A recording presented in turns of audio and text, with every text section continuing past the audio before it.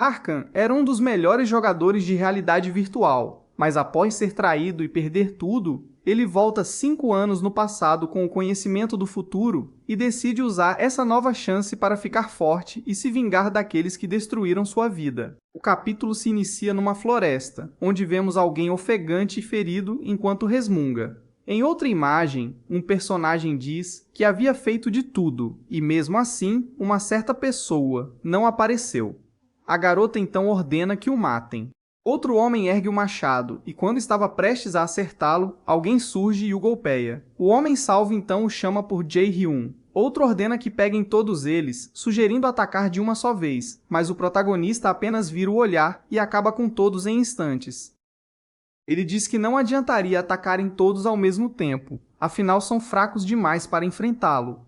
Até que somos apresentados a ele, Harkan, cujo nome verdadeiro é Jae-hyun. Os homens salvos então se desculpam, admitindo que tudo era culpa deles e que não esperavam uma emboscada. O protagonista nega, pergunta por que estão pedindo desculpas, ergue a mão e diz que eles não precisam se desculpar, apenas se levantem. Todos o chamam pelo nome, e o protagonista afirma que a culpa não era deles, mas sim dos inúteis que foram deixados para trás por serem fracos. Enquanto diz isso, encara uma garota e a chama de merda.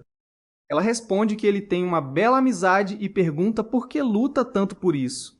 Também diz que, mesmo que um bando de lixos se junte, ainda continuarão sendo lixos. Então somos apresentados a ela, Se-ru, cujo nome verdadeiro é Chae Seol-yeon. O protagonista pede para que ela diga quem é que se contorce toda vez que perde para um lixo. Ela manda que ele tenha cuidado com o que fala para não se arrepender. O protagonista apenas pergunta, arrependimento? Ele então diz, ativar. Uma máscara surge em seu rosto, uma espada aparece em sua mão e uma armadura cobre seu corpo. Em seguida, afirma que arrependimento é coisa de fracos como eles. Ela o chama de arrogante e ordena que o matem. O protagonista pergunta se ela vai tentar novamente, mas sua fala é interrompida quando seus próprios parceiros fincam uma lâmina em seu peito. Sem entender o que está acontecendo, ele pergunta o que é aquilo, enquanto seus ex-companheiros pedem desculpas por tê-lo enganado. Um deles diz que fizeram aquilo apenas para garantir o alimento do dia, e pede para que ele não os odeie. O protagonista, já suando, pergunta do que ele está falando. Ela então chama pelo nome Harkan e diz que irá excluí-lo do jogo. Explica que, se toda vez que ele entrar for morto daquela forma, uma hora vai desistir. Depois pergunta se ele é um jogador profissional e zomba, dizendo que se perder aquilo, não vai sobrar mais nada para ele fazer na vida. Em seguida, pergunta como ele se sente sendo tratado como um lixo novamente. Tomado pela raiva, o protagonista tenta avançar e manda que ela se cale, mas seus outros ex-companheiros fincam novas lâminas em seu corpo, impedindo qualquer reação. Enquanto isso, ela agradece a todos por terem feito aquilo. Sem forças, o protagonista chama por Hyung e pergunta por que ele fez aquilo, lembrando tudo o que viveram na guilda. O outro apenas pede para que ele morra logo, já que receberão milhões para matá-lo. Em pensamentos, o protagonista pergunta se foi apenas por dinheiro, mesmo depois de tudo o que fez por eles. Afinal, todos diziam que eram uma família. Frustrado, ele retira os óculos e grita que perdeu tudo. Em seguida, explica que o Warlord foi um sucesso mundial, um jogo de realidade virtual baseado em inteligência artificial que se tornou extremamente popular e gerava uma receita absurda.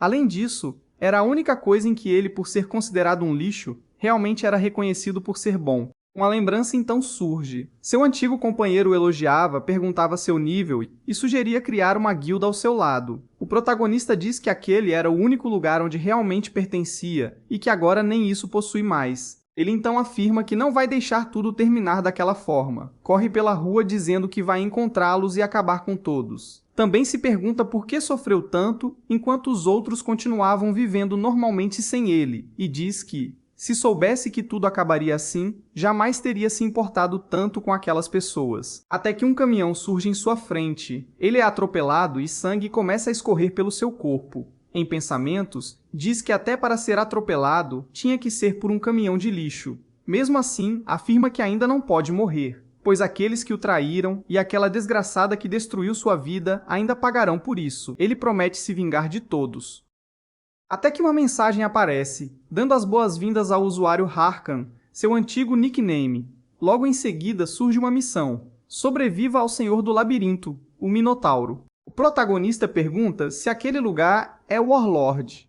Em pensamentos, lê missão de tutorial e tenta entender o que está acontecendo, até que alguém o chama de novato. Outro garoto manda que ele pare de se distrair e preste atenção no alerta, pois precisam derrotar o monstro. Outro comenta que aquele chefe é impossível de derrotar sozinho e acredita que o melhor seja enfrentá-lo em trio. Os demais apenas pedem para que ele aguente o chefe por alguns instantes. O protagonista então diz que aquele chefe foi removido 5 anos depois por causa da dificuldade absurda. O outro garoto pergunta se ele disse 5 anos e lembra que o Warlord foi lançado há apenas 10 meses. Ao ouvir isso, o protagonista finalmente entende o que aconteceu. O outro pergunta o que deu nele, enquanto mais um jogador manda seu parceiro voltar à realidade e esperar o sinal. Nesse momento, o protagonista apenas pega uma espada. Ele começa a caminhar. O outro pergunta para onde ele está indo, mas o protagonista simplesmente começa a correr, desvia do ataque do chefe e desfere uma sequência de golpes, derrotando o Minotauro em um único instante. Todos ficam completamente chocados e se perguntam quem é aquele cara, já que derrotou o chefe sozinho e com tanta facilidade. Um deles diz que o protagonista tem talento e afirma que não costuma elogiar qualquer pessoa.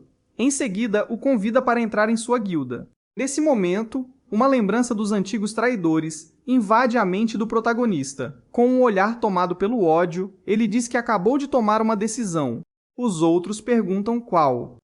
Sem hesitar, o protagonista mata todos eles e afirma que, se nesta vida voltar a confiar em alguém novamente, será um verdadeiro tolo. O capítulo seguinte começa com o protagonista retirando os óculos. Visivelmente mais novo, ele olha ao redor em alerta e se pergunta que lugar é aquele. Ao perceber diversas pessoas jogando, logo reconhece o local e diz que aquilo é um V-Gear. Pensando melhor, ele lembra que, 5 anos atrás, não tinha dinheiro para comprar um aparelho daqueles e só conseguia jogar nos modelos de demonstração das lojas. Nesse momento, começa a se perguntar se realmente voltou no tempo.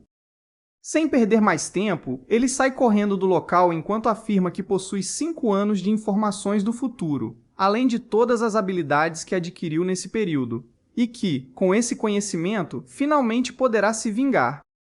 Logo depois, ele vai até o caixa e solicita o modelo básico do V-Gear. A atendente responde que entendeu e que irá orientá-lo na compra, enquanto pensa por onde deveria começar, imaginando que o ideal seria subir de nível o mais rápido possível. A garota o interrompe e diz que ele não possui saldo suficiente. O protagonista fica completamente sem reação.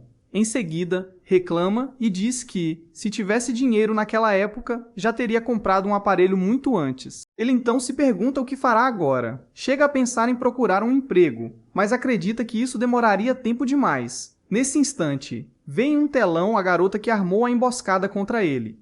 Em silêncio, observa sua imagem e relembra tudo o que ela fez. Então, decide que não desperdiçará mais um único minuto. A cena muda para um apartamento. Vemos um V-Gear recém-instalado, enquanto um senhor informa que o equipamento já está pronto para uso. O protagonista explica que a única maneira de conseguir dinheiro rapidamente foi recorrer a um agiota. Em seguida, vemos o momento em que ele pede um empréstimo de 10 milhões de won. O homem aceita emprestar o dinheiro, mas avisa que, se ele não conseguir pagar depois, fará da vida dele um verdadeiro inferno. De volta ao presente, o protagonista diz que isso não importa. Mesmo que precise cair no inferno, ele fará todos aqueles que o traíram pagarem pelo que fizeram. Logo depois, conecta-se ao jogo. Ao surgir novamente dentro de Warlord, ele olha ao redor e comenta que fazia muito tempo que não visitava aquele lugar. Em seguida, afirma que agora é o momento de encontrar alguém, citando o nome Ari. Uma mulher então aparece e o parabeniza por concluir a missão de tutorial. Ela se apresenta como Ariadne, responsável por orientar os aventureiros na escolha de suas profissões. Ela explica que chegou o momento de escolher uma classe básica e diz que existem 3 opções principais. Dependendo da forma como forem evoluídas, elas poderão se transformar em diversas subclasses. A primeira é guerreiro, uma profissão especializada em combate corpo a corpo utilizando diferentes armas. O protagonista lembra que jogou como guerreiro em sua vida passada e sabe exatamente como evoluir essa classe rapidamente, mas decide ignorá-la. Em seguida, Ariadne apresenta a classe Clérigo, especializada em curar aliados e conceder melhorias ao grupo. O protagonista imediatamente recusa e diz que nem morto pretende passar a vida limpando a bagunça dos outros. Sem alternativas, Ariadne diz que resta apenas uma última opção. Ela deseja boa sorte ao protagonista e concede sua nova classe, teleportando-o para a área de seleção. Ao chegar, um velho lhe dá as boas-vindas, chamando-o de jovem em busca da sabedoria. Ele se apresenta como Gouko, o guia responsável pelo caminho da magia e também o NPC encarregado da evolução para a classe de mago. Gouko pergunta que tipo de magia o protagonista deseja aprender, mas é interrompido imediatamente. O protagonista responde sem pensar duas vezes: magia negra. Os dois permanecem em silêncio por alguns instantes. Gouko então pergunta se ele quis dizer magia da Terra, comentando que sua audição já não é mais a mesma. Porém, o protagonista reafirma que deseja aprender magia negra. O velho pergunta onde ele ouviu falar daquela magia e explica que, apesar de extremamente poderosa, ela também destrói lentamente a alma de quem a utiliza. O protagonista responde que sabe perfeitamente dos riscos, que já conhece todas as consequências e apenas pede para ser ensinado. Em pensamentos, afirma que precisa escolher a magia negra. Gouko então diz que, nesse caso, irá direto ao assunto. Enquanto fala, sua pele começa a desaparecer, revelando um corpo formado apenas por ossos. Ele comenta que fazia muito tempo desde que encontrava alguém tão interessante. Logo depois, um grimório aparece diante do protagonista. Gouko pede para que ele toque o livro e assine o contrato, mas tenta avisá-lo para tomar cuidado. Antes mesmo que consiga terminar a frase, o protagonista toca imediatamente no grimório e diz para irem direto ao ponto, pois ele não é um amador. A escuridão, então, começa a envolver completamente o protagonista. Enquanto isso, ele lembra que, em sua vida passada, existia um vídeo extremamente famoso mostrando um único jogador necromante derrotando sozinho uma raid inteira de chefes. O protagonista afirma que esse é exatamente o tipo de poder que precisa nesta nova vida. Em seguida, recebe o título de Necromante Iniciante, aprende a habilidade Fragmento de Esqueleto e conclui com sucesso sua evolução para a classe de Necromante. Sorrindo, ele imediatamente ativa sua nova habilidade. Então lança um fragmento ao chão. A habilidade é explicada como um esqueleto formado por mana que assume uma forma física. O protagonista afirma que, nesta vida, será um necromante. Logo depois, um esqueleto surge diante dele. Ele então diz que agora é hora de subir de nível e tenta se lembrar onde fica o campo de treinamento. Nesse momento, seu esqueleto simplesmente deixa a própria cabeça cair no chão. O protagonista apenas observa a cena em silêncio, sem entender absolutamente nada. Mais um capítulo se passa, e o protagonista entra na masmorra de treinamento para iniciantes. Ele pensa que os esqueletos que conheceu em sua vida passada não eram tão fracos assim, e diz que não consegue entender o que está acontecendo. Então ele abre a janela de habilidades. Habilidade: Lasca de Osso. Proficiência F. Unidade invocável: Guerreiro. Limite: apenas uma unidade. Efeito: cria uma lasca de osso. Ao infundi-la com mana, um esqueleto é invocado. O protagonista conclui que isso acontece porque sua proficiência ainda é muito baixa e decide que precisa subir de nível o mais rápido possível. Ao virar o olhar, vê um grupo de lobos de carvão se aproximando. Ele explica que essas criaturas não são muito fortes, porém são extremamente rápidas. Sem perder tempo, ativa sua habilidade, Lasca de Osso. O esqueleto surge e avança imediatamente. Os lobos hesitam por um instante, e o protagonista ordena que sua invocação elimine todos eles. O confronto começa. Empolgado, o protagonista comenta que a situação está melhor do que esperava, e que naquele ritmo, logo alcançará um nível muito maior. Enquanto isso, os lobos continuam avançando, até que seu esqueleto é brutalmente despedaçado. O protagonista fica completamente sem reação enquanto o crânio da invocação rola pelo chão.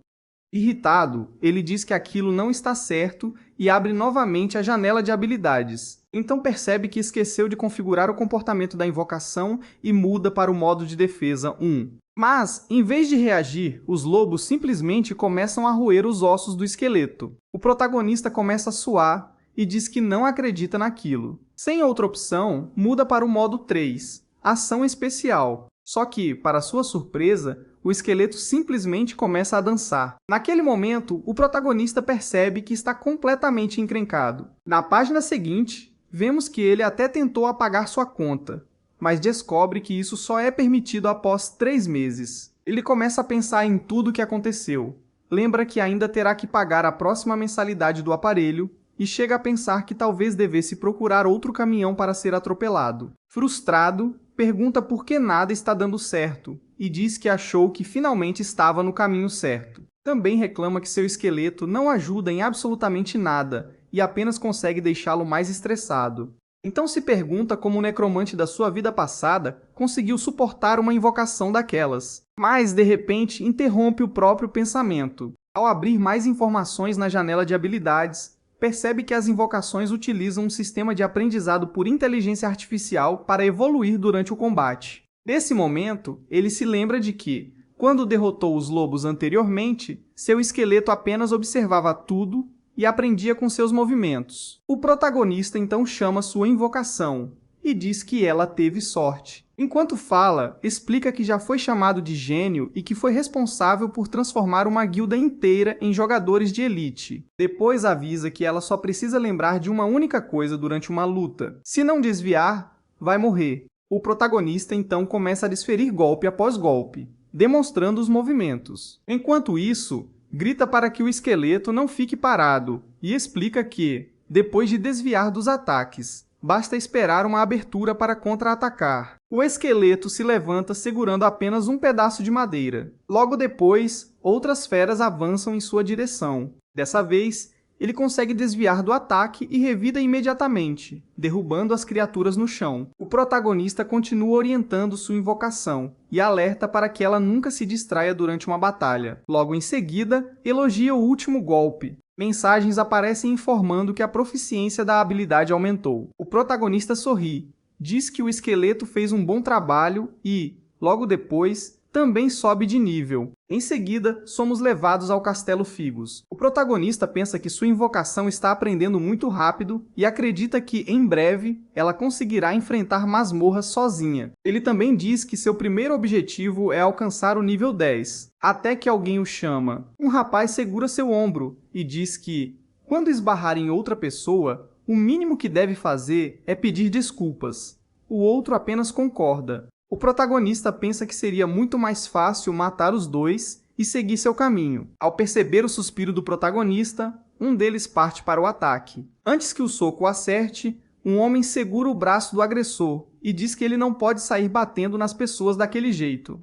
O garoto de cabelos castanhos olha para o homem loiro e pergunta se ele está acompanhado do protagonista. O homem responde que não. Nesse instante, o protagonista demonstra surpresa. Ao que tudo indica, ele reconheceu aquele homem. Ele diz que aqueles músculos e aquelas roupas estranhas só podem pertencer a Chev, o Matador, um guerreiro lendário de sua vida passada. O protagonista então se pergunta o que ele está fazendo ali. O garoto de cabelos castanhos cospe no chão, chama o loiro de velho e diz que o protagonista havia batido nele, por isso não deveria se intrometer. Chev apenas sorri de forma constrangida e libera sua aura. Tanto o garoto de cabelos castanhos quanto o protagonista ficam assustados. O loiro então diz que, nesse caso, já que sua mão foi atingida, irá revidar. Outro personagem comenta que aquele homem é Chev, o Matador, líder dos Touros Vermelhos, uma das 30 maiores guildas do jogo. Além disso, é conhecido como um louco sedento por batalhas. O garoto de cabelos castanhos tenta dizer alguma coisa,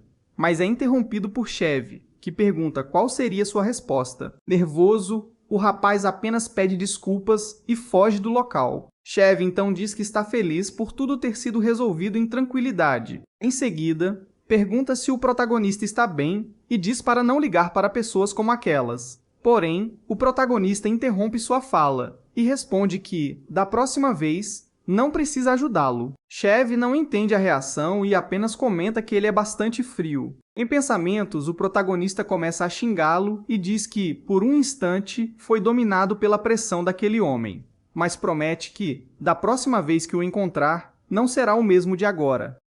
A cena muda para um local escuro. Sentado, o protagonista diz que a diferença de força entre eles é óbvia. Além disso, Sil e Chev possuem praticamente o mesmo nível, então ele precisa ficar tão forte quanto eles para conseguir sua vingança. Nesse momento, um monstro emerge entre as rochas e avança em sua direção. Antes que consiga atacá-lo, seu esqueleto entra na frente, bloqueia o golpe e elimina a criatura.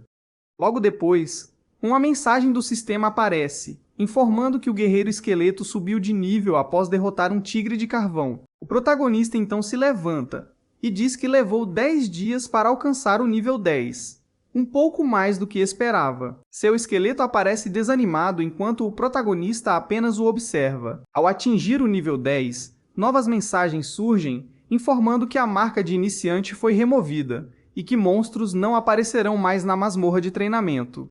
O protagonista pensa: finalmente. Logo depois, sua recompensa é processada. Ele recebe um relógio capaz de mostrar atributos, missões, mapa, mensagens e inventário. Sem perder tempo, ele diz: mostrar status. Seu nível agora é 10. Em seguida, o sistema informa que ele possui 50 pontos de atributos disponíveis para distribuir.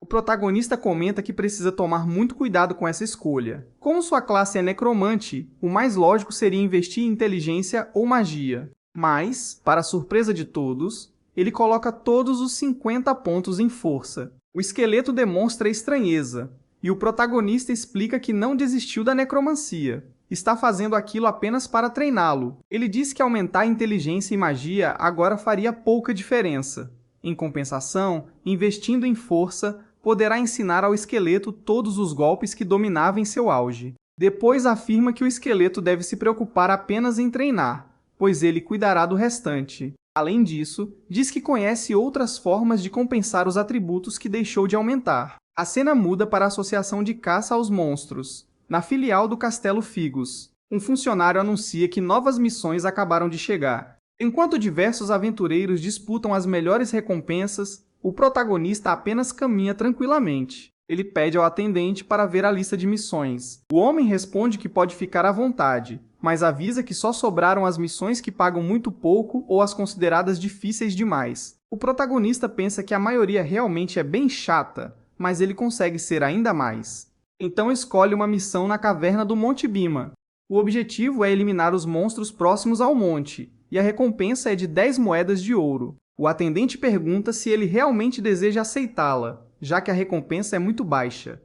Mesmo assim, o protagonista confirma que aceita. Em Pensamentos, explica que, se concluir essa missão antes de alcançar o nível 15, receberá o título Estrela Ascendente, um título extremamente raro.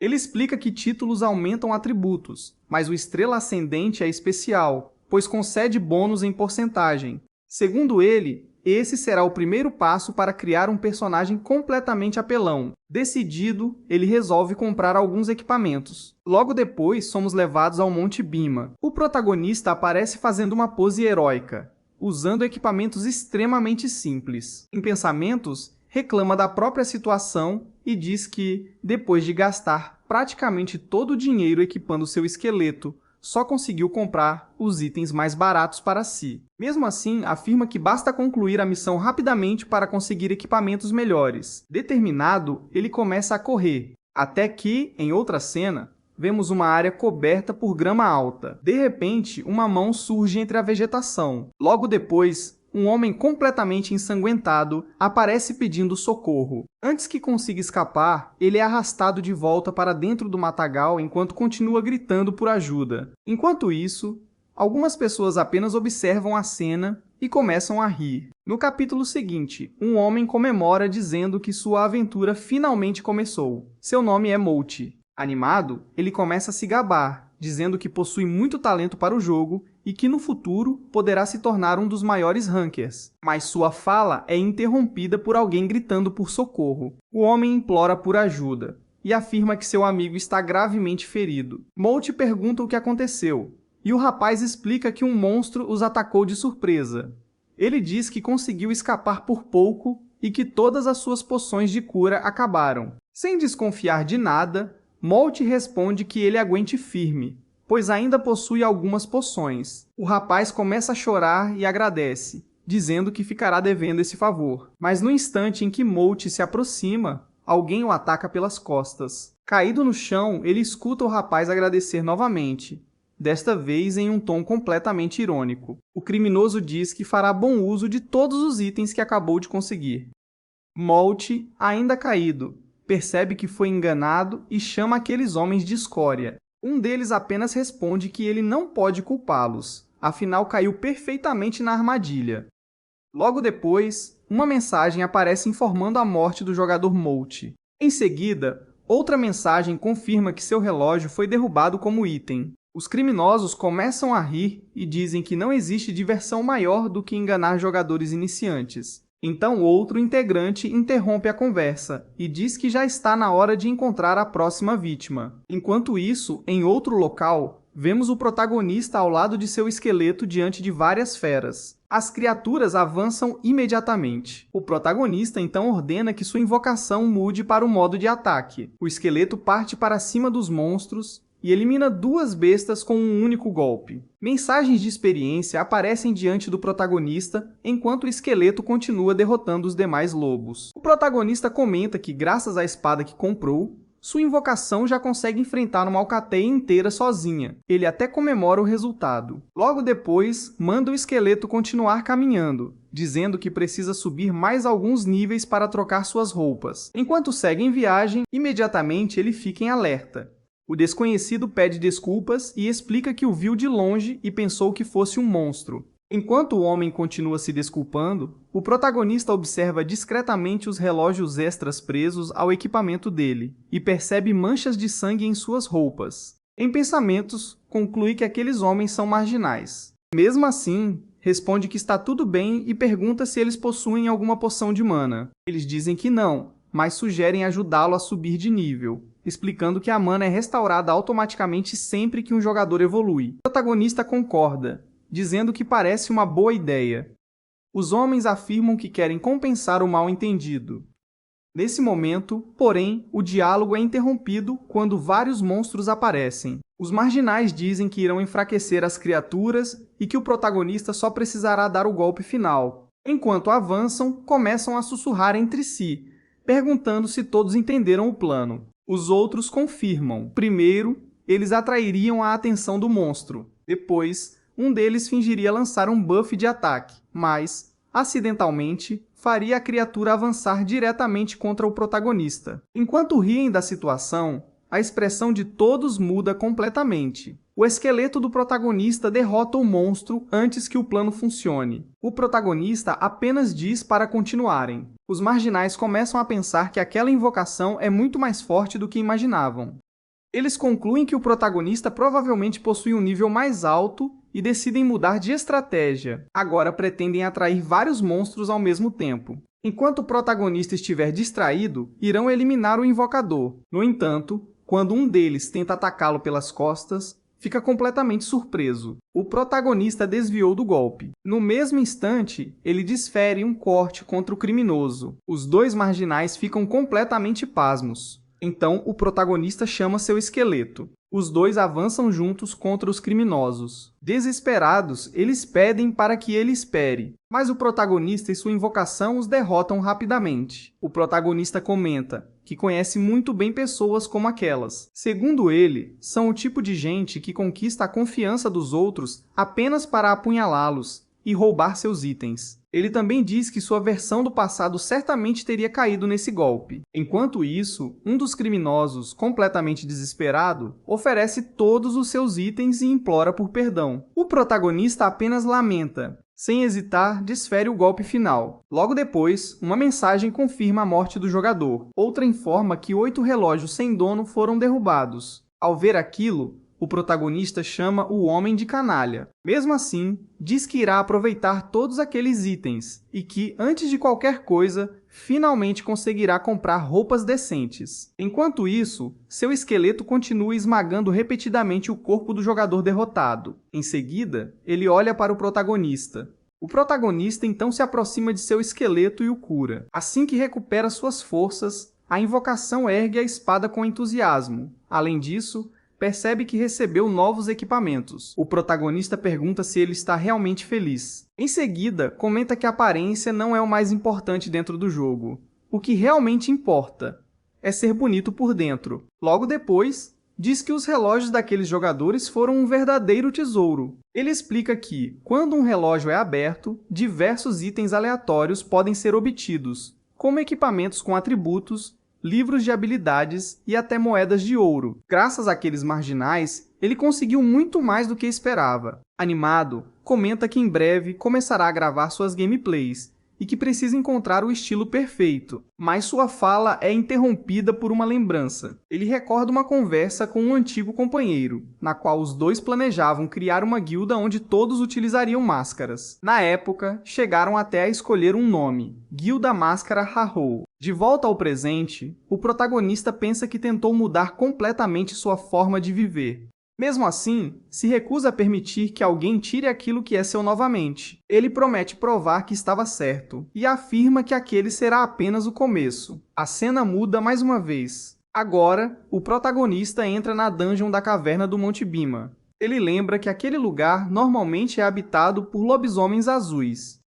Apesar de serem monstros resistentes, acredita que, com seus novos equipamentos, conseguirá limpar toda a dungeon em apenas 10 minutos. Então chama seu esqueleto e ordena que avancem. Algumas horas se passam. O protagonista começa a estranhar a situação. Pergunta a si mesmo por que ainda não encontrou nenhum único monstro. Ele diz que aquilo já está começando a enlouquecê-lo. Também comenta que, se alguém já tivesse concluído a dungeon, o sistema teria enviado uma mensagem para todos os jogadores. Mas, de repente, ele percebe que seu esqueleto está olhando fixamente para uma das paredes. Então nota algo estranho. No instante seguinte, um enorme portal roxo surge diante deles. O sistema informa que uma dungeon instantânea chamada O Palco foi descoberta e pergunta se o jogador deseja entrar. O protagonista finalmente entende por que nenhum monstro apareceu na dungeon. Ele explica que dungeons instantâneas surgem dentro de outras dungeons. Quando isso acontece, a dungeon principal fica completamente bloqueada até que a nova seja concluída. Além disso, são muito mais difíceis, mas também oferecem recompensas muito melhores. O único problema é que depois de entrar, não existe como sair antes de concluir o desafio ou morrer. Se morrer ali dentro, ficará 2 dias sem conseguir jogar. Desde que não morra, está tudo bem. Uma intensa luz cobre sua visão. Quando abre os olhos novamente, percebe que está dentro de uma enorme arena. Ele reconhece imediatamente o local e começa a se perguntar que tipo de monstro aparecerá. Sua fala é interrompida por um forte terremoto. Logo depois, um gigantesco lobisomem surge diante deles. O sistema informa que aquela criatura é um lobisomem corrompido. Curiosamente, seu nível não é exibido. Antes que consiga reagir, o monstro avança e o atinge violentamente. Enquanto isso, seu esqueleto observa a cena e assume uma postura de combate. Mesmo depois do golpe, o protagonista apenas ri enquanto se levanta. Ele pergunta que tipo de monstro corrompido é aquele e acredita que a criatura provavelmente faz parte de alguma missão principal escondida. Em seguida, avisa sua invocação que, se não derrotarem aquela besta agora, podem dar adeus ao jantar. Os dois avançam ao mesmo tempo. Enquanto o esqueleto mantém sua postura de combate, o protagonista salta sobre a espada da própria invocação. Com um impulso, o esqueleto o arremessa para o alto. O protagonista surge diante do lobisomem e ativa sua habilidade, Liberar Maldição. Uma aura sombria envolve completamente sua espada. A maldição demoníaca foi ativada. A criatura encara o protagonista. No instante seguinte, ele aterrissa. Logo depois, um dos braços do lobisomem começa a ceder. A besta solta um mugido de dor. Então, o sistema informa que a maldição demoníaca foi aplicada com sucesso e que todos os atributos do alvo foram reduzidos em 10%. O protagonista sorri e comenta que, para uma primeira tentativa, o resultado não foi nada ruim. Tomado pela fúria, o lobisomem começa a rosnar e dispara desesperadamente contra ele. Mesmo assim, o protagonista permanece completamente tranquilo. Então o sistema informa que o lobisomem entrou em estado de fúria e anulou todos os efeitos negativos. O protagonista responde que já esperava por isso. Na verdade, Essa é a oportunidade perfeita para testar algo que estava aguardando até agora. Sem hesitar, ele ativa uma nova habilidade. Uma intensa aura começa a envolvê-lo por completo. Em seguida, uma armadura de energia azul cobre todo o seu corpo. Ao mesmo tempo, uma nova espada surge em sua mão direita.